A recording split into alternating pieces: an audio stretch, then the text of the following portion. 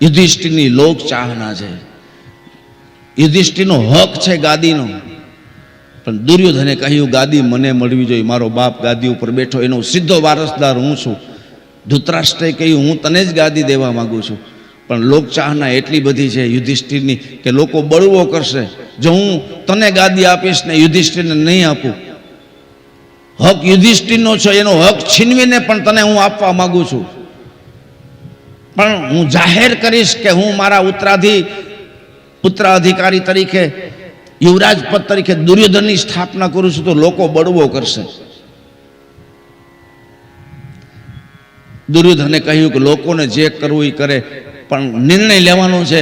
તમે સભા ભરીને જાહેર કરો કે મારા પછી ઉત્તરાધિકારી તરીકે દુર્યોધન છે. સભાની રચના થઈ, ઘોષણા થઈ. સિંહાસન ઉપરથી ધૃતરાષ્ટ્ર, દુર્યોધનનું પ્રેશર છે. દુર્યોધન ના સમજ છે, પણ ધૃતરાષ્ટ્ર સમજે છે કે જેવી ઘોષણા કરીશ એટલે લોકો બળવો કરશે, એટલે ના છૂટકે. ઈચ્છા ન હોવી છતાંય ધૃતરાષ્ટ્રએ એવું જાહેર કર્યું કે યુવરાજ પદ તરીકે હું યુધિષ્ઠિરની સ્થાપના કરું છું. આ મુકુટ, રાજ તિલક મારા પછી હું યુધિષ્ઠિરને અર્પણ કરું છું. આ જ્યાં ઘોષણા થઈ ત્યાં દુર્યોધન રિસાઈને સભા છોડીને જતો રહ્યો. એટલું બધું એને ઓછું લાગ્યું. તમે બધી બાજી બગાડી નાખી, ઘરમાં ક્લેશ થયો. ધૃતરાષ્ટ્રએ શાંત રહેવાનું કહ્યું.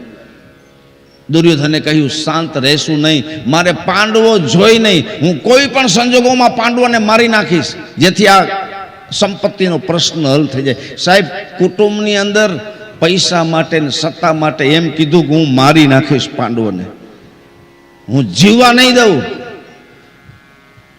વારસો તો મને મળશે, રાજ તિલક મને થવું જોઈએ.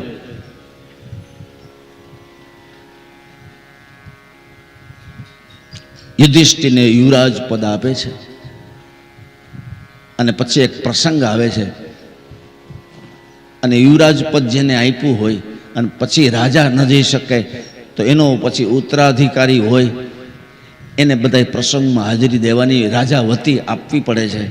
એટલે યુધિષ્ઠિરને ધૃતરાષ્ટ્ર એક પ્રસંગમાં મોકલે છે, જ્યાં બધા રાજા મહારાજાઓ ભેગા થવાના હોય છે, મોટો ઉત્સવ છે. ત્યાં યુધિષ્ઠિરને મોકલે છે. અને દુર્યોધનને ખ્યાલ આવ્યો કે ધૃતરાષ્ટ્ર યુધિષ્ઠિરને મોકલે છે. અને યુધિષ્ઠિરનો જ્યાં ઉતારો છે એ આખું ભવન હતું, બંગલો હતો, એને બાળી નાખવાનો પ્લાન દુર્યોધને કર્યો. પાંડવોને કોઈ પણ સંજોગોમાં દગો કરીને, કપટ કરીને, છલ કરીને મારી નાખવા છે. એ આખું ભવન સળગાવવાનો પ્લાન દુર્યોધને કર્યો.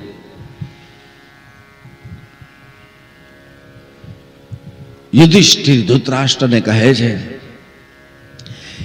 કે આ પ્રસંગમાં હું મારા બધા ભાઈઓને મારી મા સાથે જાઉં, આપની આજ્ઞા હોય તો.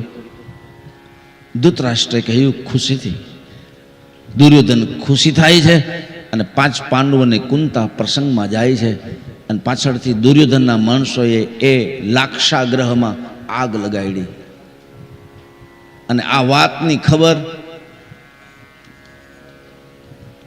હસ્તિનાપુરના મંત્રી વિદુરને જાણ થઈ. મંત્રીની નજર બધે હોય, કોણ ક્યાં ખેલ ખેલી રહ્યું છે, કોણ દાવ રમી રહ્યું છે, એ બધી જાણના ગુપ્તચરો દ્વારા મંત્રી જાણતા હોય છે.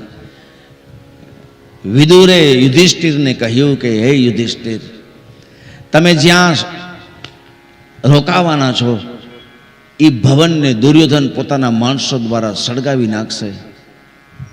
આ વાતની મને પહેલેથી ખબર છે, એટલે મેં સુરંગ તૈયાર કરાવી રાખી છે.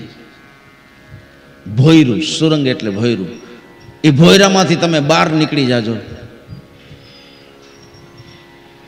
અને તમારી જાતને બચાવી લેજો. પછી દુર્યોધનની ઊંડી ચાલ કેટલી છે એનો હું તાગ મેળવીશ. જ્યાં સુધી હું તમને સમાચાર ના આપું ત્યાં સુધી હવે હસ્તિનાપુર તમે ના આવતા. દુર્યોધનને શું પાપ કરવું છે એનો મારે અભ્યાસ કરવો છે, એનો પ્લાન શું છે એ મારે જાણવો છે. સુરંગ દ્વારા તમે નીકળી જાજો. જ્યારે સમય આવશે ત્યારે હું તમને મળીશ. પાંડવોને કુંતા લાક્ષાગ્રહમાં આગ લાગી ત્યારે વિદુરના કહેવા પ્રમાણે ભોયરામાંથી નીકળી ગયા, પણ એક ભીલડી અને એના 5 છોકરાઓ બળીને ભડથું થઈ ગયા, મૃત્યુ પામ્યા. લાક્ષાગ્રહની આગ ઠળી ગઈ ત્યારે 6 લાશ જોઈ, 5 પુરુષ અને 1 સ્ત્રી. ત્યારે દુર્યોધને નક્કી કર્યું કે કુંતા સાથે 5 બળી ગયા છે. એને હાશકાયરો અનુભવ્યો, એ ખુશી થયો. કોઈના મૃત્યુ ઉપર પોતાના પરિવાર ઉપર ખુશી થયો, એ માણસ રાજી થયો. હવે હસ્તિનાપુરનું રાજા, કોઈ વિવાદ નહીં, કોઈ સંઘર્ષ નહીં, કોઈ યુદ્ધ નહીં, કોઈ વૈમનસ્ય નહીં. હવે આ વારસો મને મળશે. પાંડવોનું શ્રાદ્ધ કરી નાખ્યું. કુંતા અને પાંડવોનું શ્રાદ્ધ થઈ ગયું. હસ્તિનાપુરમાં પિંડ દેવાઈ ગયા અને જાહેરાત કરી દીધી કે કુંતા પોતાના 5 બાળકો સાથે મરી ગઈ. હરાવણું થઈ ગયું. હસ્તિનાપુરમાં પિંડ દેવાઈ ગયા. અને પાંડવો એ ભોયરામાંથી બહાર નીકળી ગયા, જંગલમાં દૂર દૂર જાય છે. અને આ બાજુ હસ્તિનાપુરમાં સભા બોલાવી, પાંડવોનું શ્રાદ્ધ કર્યા પછી નિર્ણય લીધો. સૂતક ઉતરી ગયું પછી નિર્ણય લીધો કે હવે યુધિષ્ઠિર યુવરાજ પદમાં હતા, હવે એ તો મૃત્યુ પામ્યા, એટલે હું દુર્યોધનને યુવરાજ પદ સોંપું છું. દુર્યોધનને મુકુટ પહેરાવી દીધો. મારા પછી ઉત્તરાધિકારી હવે દુર્યોધન રહેશે, એવી ઘોષણા થઈ. દુર્યોધન ખુશી થયો. રાજ તિલક કરવામાં આવ્યું. પરિણામ એ આવ્યું કે પાંડવો મૃત્યુ નથી પામ્યા, જીવે છે.